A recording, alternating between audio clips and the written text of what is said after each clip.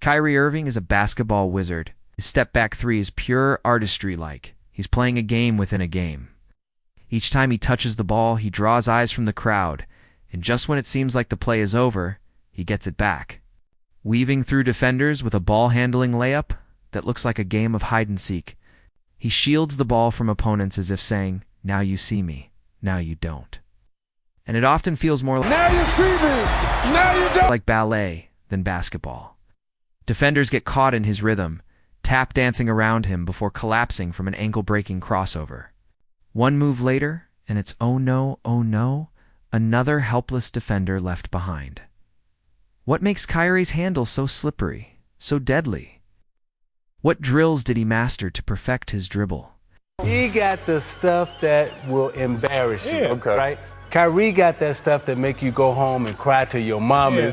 And how is it that, standing at just 6'3", nobody seems able to block his shot? A lesser-known fact is that Kyrie was born left-handed. But when he attended a strict Catholic school, his teacher... I was getting slapped on the hand for writing with my left hand. Oh, wait, I never knew this. Yeah, that was old school. This was in '96. You were left-handed at first? Absolutely. Teachers forbade him from using his dominant hand, forcing him to use his right for everything. What seemed oppressive at the time turned out to be a gift. Do you write lefty? Yeah, I could do both. Are you ambidextrous? Yeah, just both sides of my brain are unlocked if you're asking. Kyrie developed ambidexterity, something that now defines his game. The second stroke of fortune came from his father, Kyrie Irving, a former basketball star at Boston University who had a tryout with the Boston Celtics and later played pro ball in Australia. More than his resume, though, Kyrie passed on a love for basketball that became Kyrie's obsession by 4th grade. Kyrie wrote a promise on the wall of his closet, "I will play in the NBA." He meant it.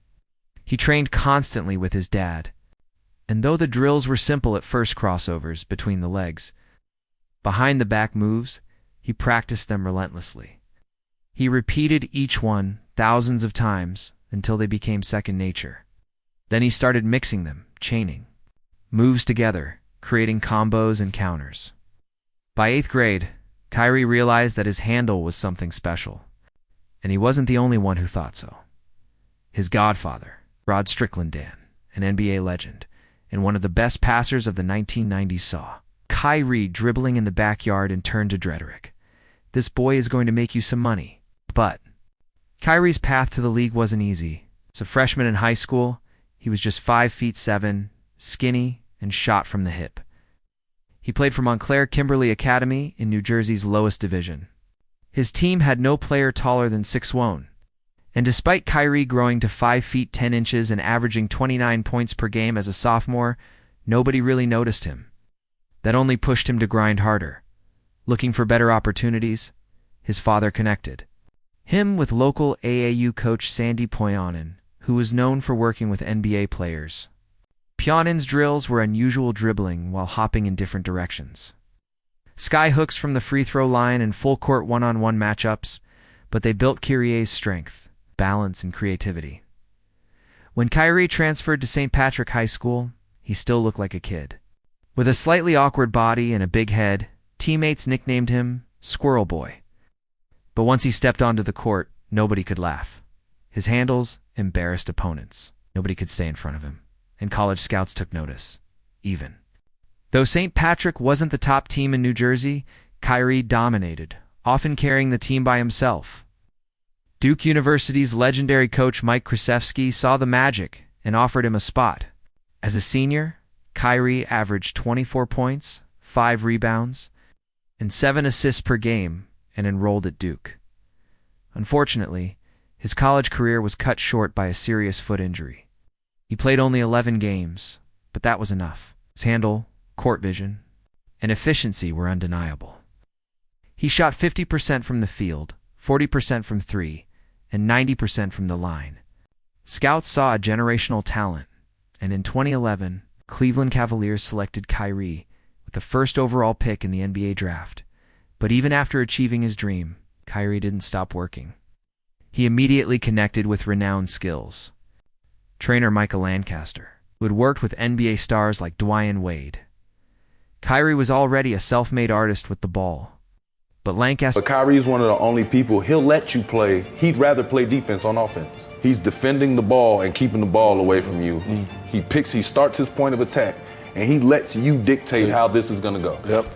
helped him evolve even further, teaching him to be ambidextrous, not just with his dribble, but with his entire movement, footwork, shot angles, balance, and decision-making. All of that the strict school rules, the love from his father, the backyard drills, the strange workouts, the ankle-breaking combos, and his unrelenting obsession. With getting better turned Kyrie Irving into one of the most captivating players basketball has ever seen. Kyrie Irving protects the ball with his offhand so well that it seems like defenders are swatting at smoke. Not his handle, though. It's Kai's footwork with his handle. Drop hezzy, tween, hezzy, pull. It's emergency breaks. Under the guidance of skills trainer Micah Lancaster, Kyrie tightened his dribble to the point where he could swat away opponents, hands like flies without losing control of the basketball. But that was only part of the work they did. I've contested some of Kyrie's jump shots, and we've locked hands, and that shit's hit nothing but net. What Lancaster truly elevated wasn't Kyrie's hands, it was his feet. Most players decelerate gradually, from top speed to a stop in stages.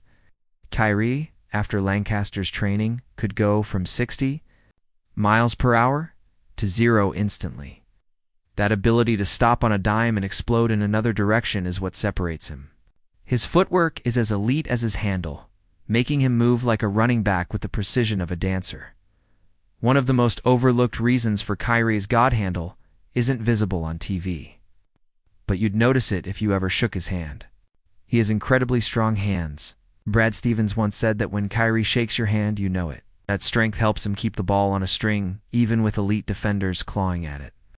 Not even Kawhi Leonard, one of the best defenders in the league, can knock it loose. Despite his aggressive playing style, Kyrie averages just 2.6 turnovers per game throughout his career. That's incredibly low for a high-usage point guard. By comparison, James Harden averages 3.7, Russell Westbrook is at 4.1, and even Steph Curry turns the ball over more than 3 times per game. Kyrie's tight dribble, strong hands, and masterful use of his offhand all contribute. But another major factor is his balance. He dribbles with such a low center of gravity and such fluid control that he almost never loses balance. Even Michael Jackson might tip his hat to Kyrie's smooth criminal poise. His rhythm is flawless feet, constantly in motion, every step in sync with the ball like a drummer staying perfectly on beat. That rhythm allows him to react instantly, change speeds, and keep defenders guessing without ever falling out of control. A lot of that precision came from an unusual drill Kyrie learned after watching a documentary about Baron Davis.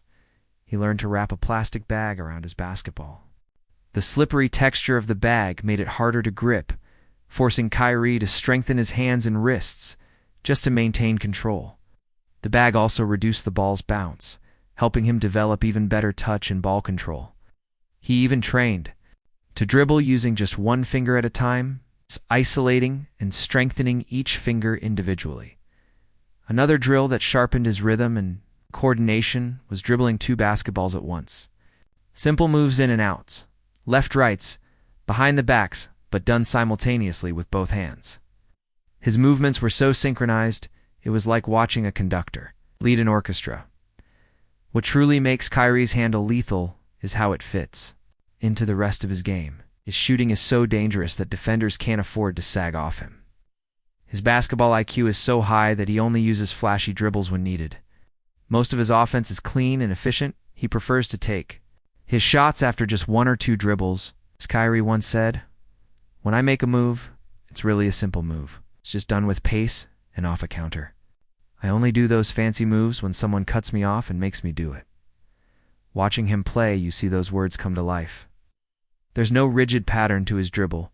He responds to what the baseline move that I hit on Steph, head fake, jab, drop it again and shake. You spin it, I spun it, I dropped it and caught it with my left hand and spun, and then I faded and saw KD on the baseline. But defense gives him, adjusting in real time. Doesn't always know what move is coming next himself, which makes him completely unpredictable. He can stop, shift direction, and stay on balance with a smoothness that no one else matches. That unpredictability was on full display in the 2016 NBA Finals when Kyrie hit the... What y'all don't get to see is him explain to you that he grew up playing on a rim that was missing pieces on the backboard. So that's how he learned those weird angles to twist the ball off of, because his backboard Missing pieces. was missing. That's crazy. Iconic three-pointer over Steph Curry. While that shot may be the most famous, doesn't even rank as the nastiest in his highlight reel. Kyrie's brilliance isn't limited to the perimeter. I might have the most creative and versatile layup package the game has ever seen. As a kid, he played on a broken hoop with a cracked backboard, forcing him to learn how to put spin on the ball to get it through the rim. And since he was usually the smallest player on the court, he developed body control, angle mastery, and timing to get his layups off without being blocked. He doesn't practice layups like everyone else, according to former coach Brad Stevens. Kyrie intentionally trains at higher degrees of difficulty. Because he's ambidextrous and can jump off either foot, he can finish in more ways than anyone else in the league. That's why, despite his size, he almost never gets hit.